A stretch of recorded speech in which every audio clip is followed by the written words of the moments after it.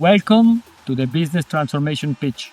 I am Greg, the CX goalkeeper, bringing you conversations where transformation, leadership, and customer experience meet to create real impact. Did you know 80% of regular listeners haven't subscribed yet?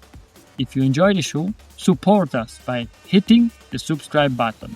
I promise we will keep raising the bar with the guests, ideas, and strategies that really matter to you.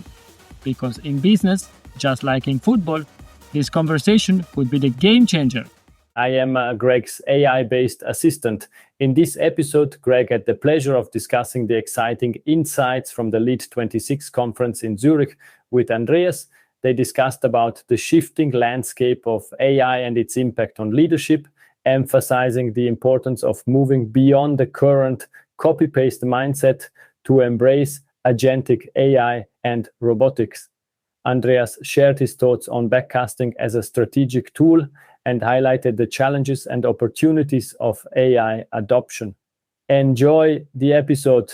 Welcome to the Business Transformation Pitch. Today we are going to summarize what we discussed, the impressions from Lead 26 in Zurich. It was really a great conference, a lot of participants, incredible speaker, and it was all about leadership, and yes, we discussed about artificial intelligence. And I'm super thrilled to discuss with Andreas Giesa about his impressions, first of all, what he shared with us, but also his impressions from Lead 26. Hi Andreas, how are you?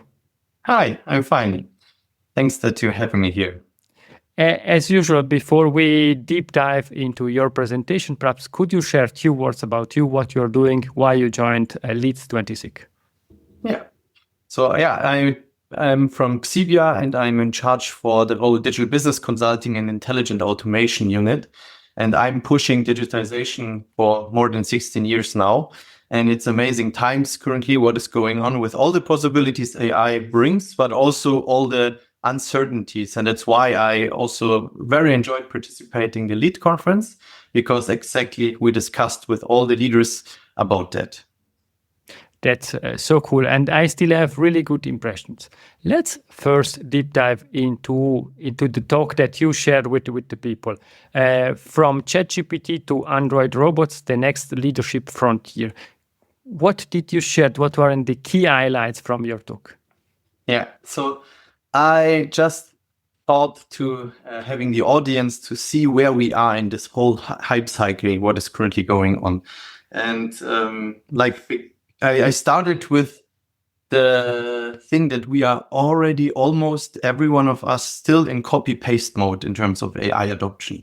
Because since December 2023, ChatGPT occurred, we are still in the same jobs, we are doing the same task, but we have a grateful helper. But I think if you look at your keyboard, maybe some of the keys are heavy in use. That's the copy-paste thing I discussed. And the problem is that this is not what is in front of us. So we are still in the same economy, in the same jobs. And what is currently tremendously shifting is the agent and agentic AI thing which is coming. And I started and showed also in my talk, Satya Nadella, in May this year, he talked about agent mode and GitHub Copilot. And this is something tremendously changing the way the developers are working. So currently, they're also doing copy or paste most of the time. But now you assign task to an agent, and this agent goes autonomously and executing the task. So it's more or less that the developer gets into a role of an absolver and seeing what's happening. And this changing currently already the market. So I think first time in history, if you study computer science, you are not 100% sure to get a job. And this is something never happened before. And that's why I try to emphasize that if we are really talking about AI adoption and change, this will cause some fears on the people. And if you really want to change, I every time tell that change is only if it hurts you. If it's not hurting now, it's not change. And I think this is the tipping point currently in software development we are facing. So it's just about to start. And this will take some time, but this will also come to offices, to manual work and so on. And this is that you have to really have a different mindset on what is happening. It's not the copy-paste thing we are in. It's what is in front of us in terms of agents.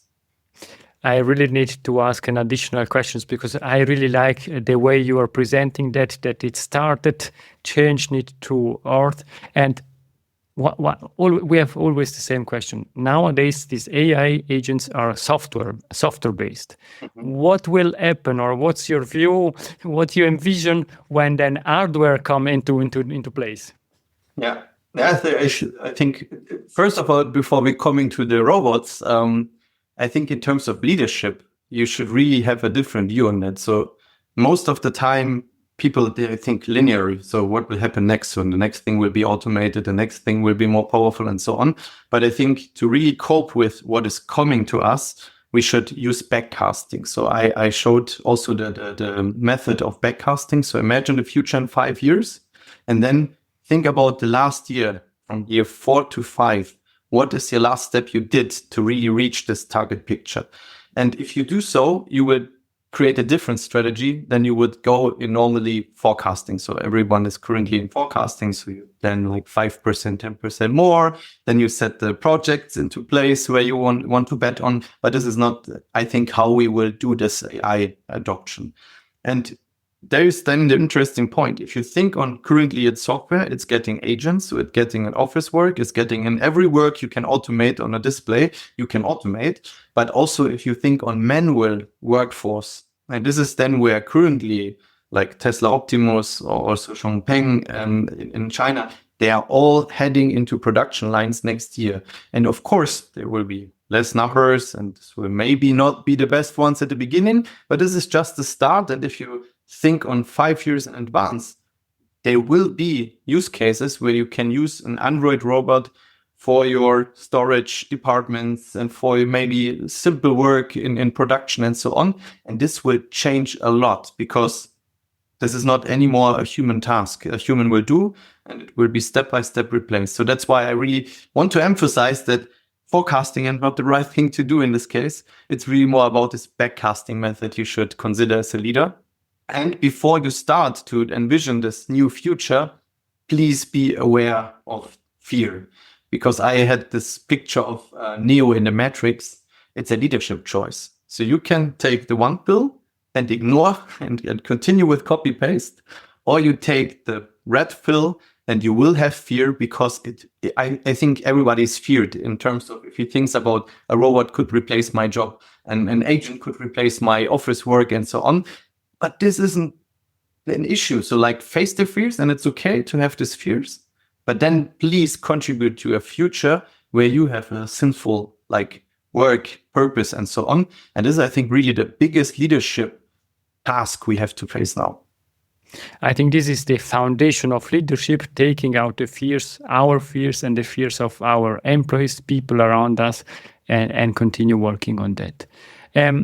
I know that you had a lot of discussion after your talk. What were the main questions and how did you address them?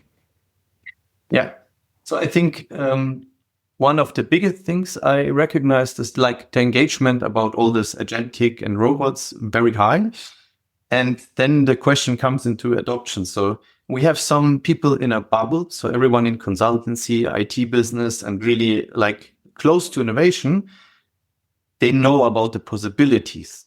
The problem is only that the majority is not as into this bubble and like the adoption is far away. So yeah, like there are a lot of jobs which are currently like with a fax machine and so on. Like there are still jobs you cannot imagine. We are talking about robots here. And they are really old-fashioned still jobs like for decades. And this is, I think, the tension we are in, that of course it's technical already feasible, but it's not imaginable currently. And especially if you look at some realities, it's really far away. But this is not the case. This is a little bit about like Bill Gates said it. In the 2 years, you overestimate what happened, but you underestimate what will happen in 10 years. And I think this is where we are in. And I don't think that it's 10 years. It's really fast currently what is changing. And this is the main thing we have to understand. And this is what I experience in the discussions, that there are timeframes behind nobody can really imagine. And we have to close this gap in terms of the ones are in the bubble and seeing more, and the ones are in a different bubble and seeing less or nothing from that, because for some times we had funny discussions about it's not as clever or not as smart what some AI is doing, of course, but this is only getting better and not worse. This is, I think, where we have to start the conversation. It's really important, and all the people, all the participants at Lead 26 took the right pills because they wanted to discuss, they wanted to understand, to perhaps decrease the pain that we are going through, but it's something that we'll need to go through. And now my question is, now it's roughly 2 weeks after the conference. What are the key learnings from the whole conference that you are taking with you? So I think that the recognition that it's really a leadership effort and purpose we have to go now. This is really approved. Like we shifted from this business agility to really more the leadership focus. And I think leadership is really one of the key to make this transition happen, to facilitate it, to address the fears, to really create this picture and a strategy with backcasting. This is something, I think we are on the right track and have some enthusiasm about the next lead next year. And I think I think most of the topics we discussed there, we will discuss more often in daily business now, because it's really happening. It's the frontier, what is currently happening. And that makes me a little bit proud and also looking in a good future, because then we can create a picture everybody wants to have and not everybody's feared of. And I think this makes me some kind of confident that the conference was right. The participants were really on the right. They took the right pill, and now we are really going into the future together. We are going into the future, but you mentioned that next year there will be a new conference. The next one again in autumn, October, November. Can you already share something about that, or it's too early? Yeah, I think it's November, and if I'm right, the current date is about also 12th of November or so, but we will invite for save the date. But I think we are all from the board of the leadership conference are very, very happy about the feedback, and we are really committed to get this serious further. And that's really the dates will be finally checked, but I think this is something you can still mark in your calendar. I start marking that. I hope to be there again. It was really a great opportunity.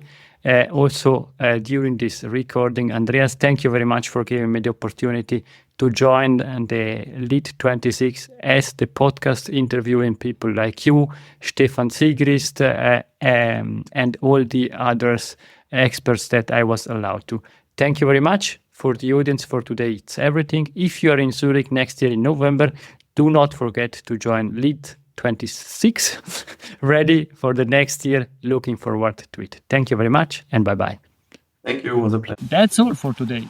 If you enjoyed this episode, please spread the word. It really helps. And remember, 80% of regular listeners haven't subscribed yet.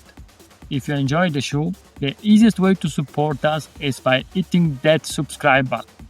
I promise we will keep raising the bar with the guests, ideas, and strategies that matter most to you. Until next time, never forget, we are not in B2B or B2C, we are in H2H, human-to-human environment. Thank you.